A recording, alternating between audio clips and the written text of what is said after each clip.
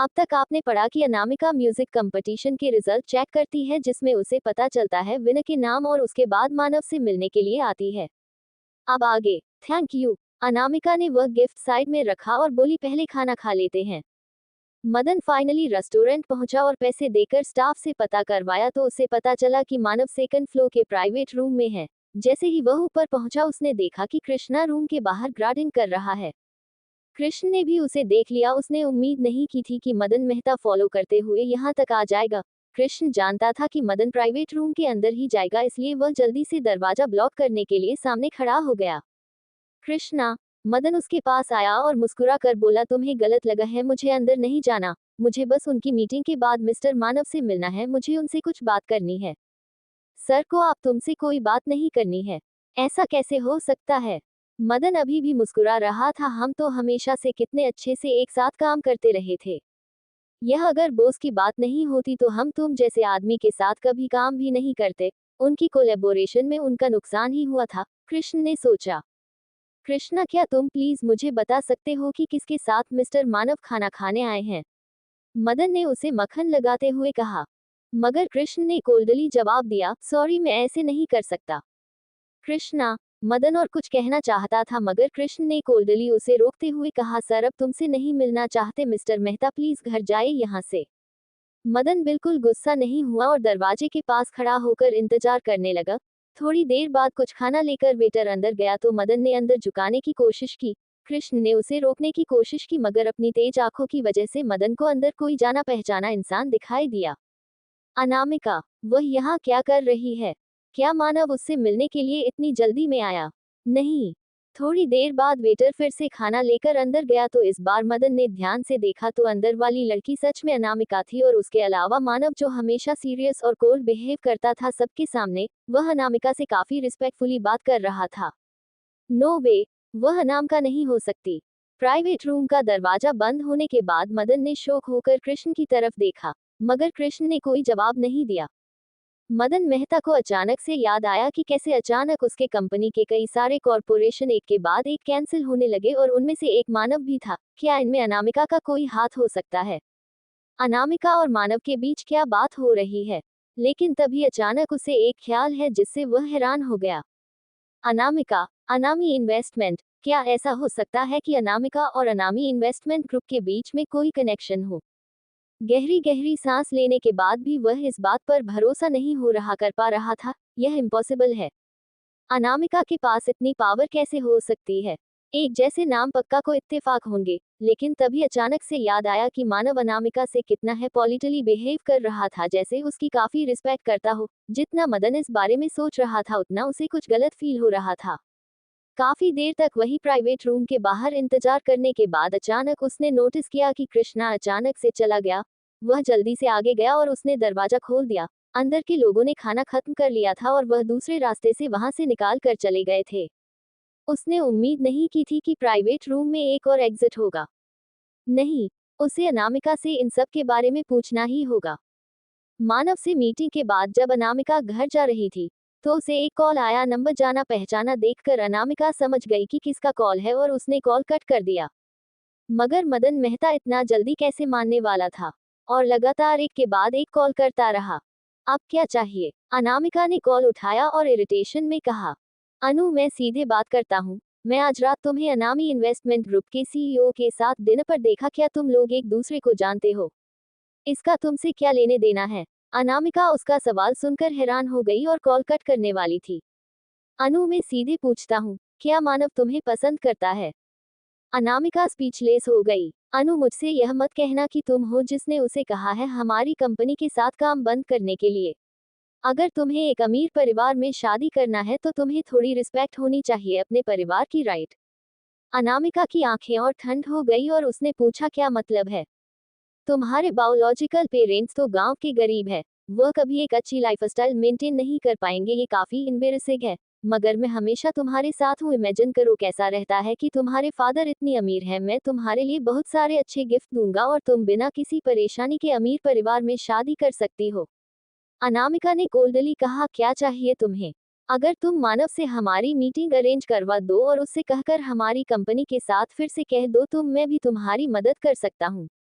ऐसा कभी नहीं होगा। अनामिका कॉल कट करने वाली थी तभी मदन मेहता ने रिक्वेस्ट करते हुए कहा, अनु मैंने तुम्हें 18 सालों तक बड़ा किया है, क्या तुम सचमुच हमें इसी तरह अकेला छोड़ दोगी जब कंपनी इतनी बुरी हालत में है? इसका मेरा क्या लेना देना है? अनामिका कोलडली बोली, मुझे नहीं पता कि तुम्हें मुझे ये बात कहने की कहाँ से हिम्मत आई। मेरी दादी माँ ने मुझे बड़ा किया है, तुमने नहीं। क्या इतने सालों में क्या तुमने एक दिन भी मेरे साथ बिताया है या फिर कभी मेरे स्कूल आए हो? जब से अनामिका छोटी थी, वह अपने सारे हॉलीडेज विक्रांत दादाजी और उनके दोस्तों के साथ ही बताती थी। उसके शो कॉल पेरेंट्स कभी बात नोटिस नहीं कर पाए कि वह पूरे छुट्टियों के दौरान कहाँ है। इसी से अंदाजा लगाया जा सकता है कि वह उन्हें इसकी कितनी फिक्र है। मैं तुम्हारे फ्यूचर के लिए पैसे कमाने में बिजी था, मेरे पास और कोई टाइम नहीं था। अनामिका ने कॉल कट कर दिया। उसका अपना और टाइम वेस्ट करने का कोई इरादा नहीं था। अनामिका ने क्या कहा? उसके बगल में बैठी मीना ने कॉल कट करने के बाद उसके डिप्रेस संगठन देखे तो वह तुरंत समझ गई और बोली, उसने मना कर दिया। मैंने तुमसे कहा था कि उसे अच्छे से बिहेव करो, मगर तुम्हें मेरी बात नहीं सुननी। अब वह हमारी मदद नहीं करना चाहती है, मदन ने गहरी सांस छोड़ते हुए कहा। मीना ने गुस्से में कहा, ऐसा तो नहीं है कि सिर्फ हम उसी के ऊपर निर्भर हैं। वह हमारी मदद पक्का नहीं करेगी। क्या ना हम युविका की मदद ले? वीआईपी वार तो परमार परिवार ने ही अरेंज किया था ना। कल रात को परमार परिवार को डिनर पर बुलाते हैं और उनके सामने सिचुएशन एक्सप्लेन करते हैं। अनामी इन्वेस्टमेंट के अलावा दो और ग्रुप है जो हमारे साथ काम नहीं करना चाहते, राइट? वह दोनों ग्रुप ही परमार परिवार के नजदीकी है, तो उनसे ही मदद मांगते हैं ताकि वह हमारी मदद कर सके। यही एक आखिरी रास्ता बचा है। परमार परिवार की मदद से उनका बुरा वक्त चल जाएगा। ये सोचकर मदन बोला, कोई युविका को नीचे बुलाओ। ठीक उसी वक्त युविका सीढ़ियों से नीचे दौड़ते हुए आई और एक्साइटेड होकर बोली, डैड मॉम, मैंने नेशनल पियानो कंपटीशन में सेकंड प्लेस जीता है। क्या? मदन और मीना ने उम्मीदें नहीं की थी उनकी बेटी इतनी टैलेंट होगी। वह तो एक गरीब माहौल में पड़ी थी, बचपन से वह पियानो बजाना सीख गई और यहाँ तक कि अवार्ड भी जीत गई। युविका ने जल्दी से अपना फोन उन्हें दिखाते हुए कहा, देखिए रिजल्ट, नताशा ने पहला प्राइज जीता है और मैंने सेकंड। तुम बस एक अरबपति की बेटी से थोड़ी सी पीछा हो। मीना अपनी बेटी पर बहुत प्राउड थी और वह बोली, यह एक गोल्डन अपॉर्चुनिटी है। मदन को भी रियलाइज हुआ। वह बोला, युविका तुमने तो अवार्ड जीता है, तो हमें लगता है कि समर्थ और उसके परिवार को भी डिनर पर बुलाना चाहिए सेलिब्रेट करने के लिए। समर्थ के पेरेंट्स को भी। युविका थोड़ी हैरान हो गई जब मदन ने उसे कंपनी की हालत बताई तो उसने जल्दी से कहा, मॉम डैड, मैं जरूर कंपनी की मदद करूंगी। बहुत अच्छे बच्चे। वहीं दूसरी तरफ जब अनामिका घर पहुंची तो उसे लिविंग रूम में एक भीड़ दिखाई दी और सब लोग नताशा की तारीफ किए जा रहे थे। नताशा, तुम अमेजिंग हो, तुमने पियानो कंपटीशन में फर्स्ट प्राइज जीता है। हम तो तुम्हारे साथ पाकर बहुत खुश है, जिसे हमें रोज तुम्हारे पियानो का म्यूजिक सुनने को मिले। सीता जी ने सबसे पहले अनामिका को नोटिस किया। उन्होंने कहा, अनु तुम काम से घर आ गई, क्या पहले दिन बहुत थकने वाला था? क्या कंपनी में किसी ने तुम्हें परेशान किया? मिस अनामिका घर आ गई। कंपनी के लोगों का कहना है कि जिस इंसान ने आज चार्ज लिया है वह काफी इम्प्रेसिव है और उन्हें नहीं पता कि यह वह लोग मेरी बेटी के बारे में बात कर रहे थे, श्रवण जी ने हंसते हुए कहा। सारा अटेंशन अनामिका की तरफ फिर से जाता हुआ देखकर नताशा को काफी जलन हुई और वह उसकी तरफ गई। दीदी तुम आ गई। उसने एक प्यारी सी मुस्कुराहट के साथ कहा, क्यों ना हम कल सब एक साथ खाने के लिए बाहर चले और दूसरी तरफ हम आपके कंपनी टेक ओवर करने के लिए और घर वापस आने के दिन को भी सेलिब्रेट कर लेंगे, क्या लगता है आपको? उसने जानबूझकर अपने कंपटीशन में फर्स्ट प्लेस जीतने वाली बात नहीं कही, जैसे वह उसे बुरा फील नहीं करवाना चाहती। हम लोग सच में तुम्हें वापस आने के बाद कहीं घूमने नहीं लेकर, तुम ऑलरेडी काम करने शुरू कर चुकी है। चलो कल खान के लिए बाहर चलते हैं। इस मौके का फायदा उठाते हुए नताशा ने सीता जी और श्रवण जी के पास जाकर उनका हाथ पकड़कर कहा, डैड मॉम आपका क्या कहना है? मुझे लगता है ये काफी अच्छा आइडिया है। सीता जी ने श्रवण जी की तरफ देखा तो उन्होंने हाँ में सर हिलाकर कहा, अनु तुम्हें क्या लगता है? कुछ भी ठीक रहेगा। अनामिका को अपने पेरेंट्स को मना करना अच्छा नहीं लगा। उन्हें खुशी खुशी रिजर्वेशन करवाता हुआ देखकर अनामिका ऊपर गई और सोने की कोशिश करने लगी। अगले दिन देवांश उसे पिक करने के लिए आया और रास्ते में जब उसने सुना कि फैमिली डिनर के लिए जा रही है तो थोड़ा उदास हो गया और बोला, क्या तुमने बोला था कि तुम अपना फ्री टाइम मेरे साथ स्पेंड करोगी? मैं भूल गई थी। अनामिका सचमुच उस वक्त देवांश की प्रॉमिस भूल गई थी जब वह डिनर के लिए तैयार हुई। क्या तुम मुझे अपने फैमिली डिनर पर साथ नहीं चल सकती? अगली बार तो फिर तुम्हें मुझे 2 बार ले जाना होगा। देवांश में उसका हाथ टाइटली पकड़कर कहा, अगर जब तुम मेरे साथ डिनर नहीं कर रही हो तो मेरे साथ लंच पर चलो। All right. दोपहर में अनामिका देवांश के साथ लंच पर गई और फिर देवांश ही शाम को उसे हैप्पी सैफ रेस्टोरेंट ड्रॉप करने आया, जहां अनामिका अपनी फैमिली के साथ डिनर करने वाली थी।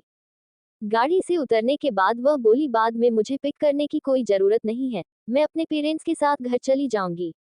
घर पहुंचकर मुझे कॉल करना। श्योर। वहीं दूसरी तरफ मदन ने बहुत सारे एफर्ट्स लगाकर हैप्पी सैफ रेस्टोरेंट में रूम बुक किया था। भले ही वह एक्सपेंसिव रूम नहीं बुक कर पाया था और फिर भी उसने एक पर्सनल रूम बुक किया था। मिसेज परमार युविका को काफी अच्छा नहीं मानती थी, जो काफी गरीबी के माहौल में पड़ी थी, भले ही वह अमीर परिवार में क्यों नहीं आ गई थी। लेकिन जैसे ही उन्होंने सुना कि युविका ने पियानो कंपटीशन में सेकंड प्लेस जीता है तो उनका एटीट्यूड थोड़ा बदल गया था। लेकिन जब उन्होंने मदन की रिक्वेस्ट सुनी तो नैपकिन से धीरे से अपना मुंह साफ करते हुए बोली, मिस्टर मेहता, हमें डर है कि हम इसमें आपकी मदद नहीं कर पाएंगे। आगे कहानी में क्या होगा जानने के लिए पढ़ते रहिए और कमेंट और लाइक जरूर कीजिए। अब तक आपने पढ़ा कि अनामिका अपने पेरेंट्स के साथ डिनर करने के लिए आती है, वही परमार परिवार मदन को मना कर देते हैं। अब आगे क्या? मदन को एक पल के लिए लगाकर उसने कुछ गलत सुन लिया, लेकिन मिसेज परमार ने सुपीरियोरिटी के साथ कहा, उन कंपनियों में बातें क्लियर कर दी है कि जो भी आपकी मदद करने की कोशिश करेगा उनका भी नतीजा वही होगा। मिसेज परमार सिर्फ युविका से अपने बेटे की सगाई करवाने के लिए सब कुछ दांव पर नहीं लगा सकती थी। युविका ने उम्मीद नहीं की थी कि वह एक बार में ही मना कर देगी। उसने टेबल के नीचे अपनी मुठिया कसकर बंधी हुई थी। समर्थ ने धीमी में आवाज में बोला, मॉम। तो समर्थ के डैड जल्दी से बोले, इस बारे में बाद में सोचते हैं, पहले खा लेते हैं, उसके बाद बात करेंगे। जरूर। मदन को उसका मैसेज मिल गया, इसलिए उसने एक गिलास में वाइन डालते हुए कहा, मैं तो ऑलमोस्ट भूल ही गया था थैंक यू बोलना आप लोगों को कि आप लोगों को युविका की दादी माँ के लिए वीआईपी रूम बुक किया और डॉक्टर को उनकी एक्स्ट्रा केयर करने के लिए कहा। ये सुनकर मिस्टर परमार बोले, नहीं, हमने तो ऐसा कुछ नहीं कहा, उस अस्पताल में वीआईपी रूम कर बुक करना काफी मुश्किल काम है, हम ऐसा कैसे कर सकते हैं, हमारे कोई कनेक्शन नहीं है वहां पर। ये सुनकर मेहता परिवार हैरान हो गया। उन्होंने नहीं किया तब किसने बुक किया और किसकी वजह से डॉक्टर लक्ष्मी जी के इतना ध्यान रखते हैं। अचानक मदन और मीना को राघव की कही हुई बात याद आ गई, क्या ये सब अनाहिता ने किया है? नहीं। वहीं दूसरी तरफ अपने पेरेंट्स के साथ डिनर करने के बाद अनामिका वहां से जाने ही वाली थी, तभी उसका फोन बजा, उसे कुछ काम था इसलिए वह बोली, मॉम डैड आप लोगों आगे बढ़िए, मैं वॉशरूम उठ करके आता हूँ। कोई जल्दी नहीं है, जाने से पहले सीता जी ने हैरानी से कहा। तुम यही इंतजार करो उसके बाहर आने का। All right. रानी वही प्राइवेट रूम में रुक गई। थोड़ी देर बाद अनामिका जब बाहर आई तो उसने रिस्पेक्टफुली कहा, मिस गाड़ी बाहर इंतजार कर रही है।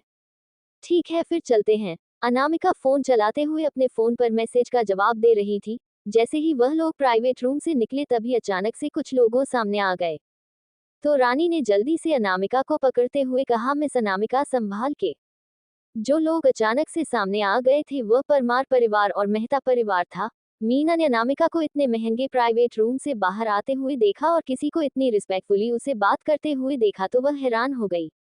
हो रोनन। मीना को वह टाइटल डाइजेस्ट नहीं हो रहा था। उसने अनामिका की तरफ पॉइंट करके रानी से पूछा, क्या कहा तुमने अभी अभी इसे?